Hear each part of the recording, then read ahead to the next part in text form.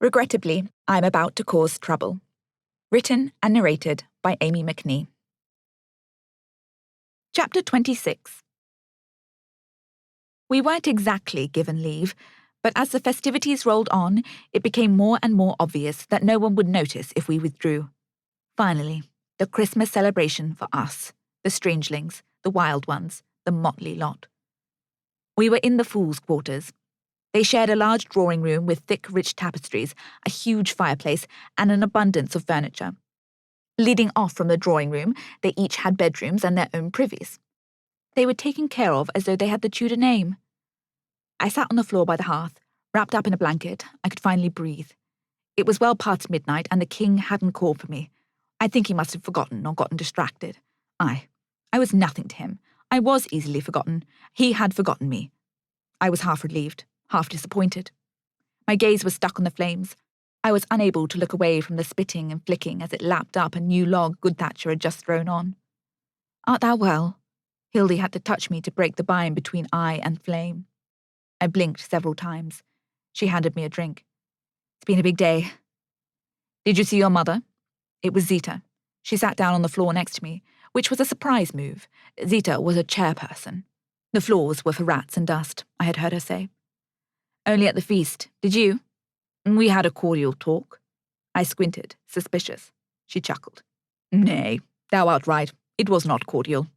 But you did talk." She took a big sip of her drink. So did Hildy, and I followed to complete the pattern.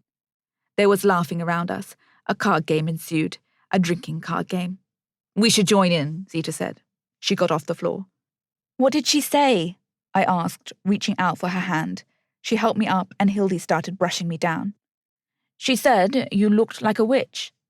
"Oh," I said, not sure how to feel. "Well, I am a witch." "Aye, you are," yelled Jane, very loudly and excitedly. I laughed. So did the others. They made room for me at the card table, and I finished my drink. "Where's Rufus?" I asked William, who had finally taken off his wig and mask. He seemed to know what was happening in the court at all times. "He is with the king," he said. "Do the two of you top?" he asked. Hildy and Zita started giggling, which made Jane giggle and start coughing, which made Goodthatcher get up on a stool and start smacking her back, and all the while William was staring at me across the table. "No," I said, once the noise had died down. "But is it the arrangement you're trying to make?" "He's technically still married," I said. "You're still married too." It wasn't a question. The door opened. It was Rufus. "His Majesty wants you to join him in his quarters, Maude. I've been sent to fetch you." I shook my head. "I liked it here. Will he notice if I don't come?" "Aye," he said.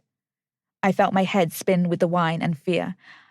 "Art thou sure? Why don't you stay with us? He might think you've got lost, or he might forget he sent you in the first place. We can play cards together." I was frantic, getting up and fetching him a glass of wine, trying to force it into his hands. Rufus was shaking his head. Everyone was watching us. Off the back of the last conversation, who wouldn't? I eyed Jane, who I didn't trust to keep her mouth shut. "This isn't Zita summoning you downstairs to sweep the shop, Maude. This is the King of England." Rufus's voice was very stern. "You can't just say no." I couldn't say no. "You're not being taken to your execution, Maude. It is an honour. I thought thou would have been pleased." "I've taken the pearls out of my hair," I protested weakly. "He will not notice," said William. "Where is His Highness?" asked Hildy. She also looked stern. "He's in his privy chambers." I'll be goddamned. It had taken me 2 days. "I don't think he would be upset if the two of you came as well, with your cards and crystals. The other men have been asking for you." "Oh yes, please come, please." The two of them looked so at ease lounging in each other's arms, but I needed them. "We were so comfortable, Maude," Zita said, but she was getting up, readying herself to go. "We'll be right behind you. I need to fetch some things," said Hildy, who was already in her nightclothes. "I'll send a guard to get you both," Rufus said, taking my hand and leading me to the door.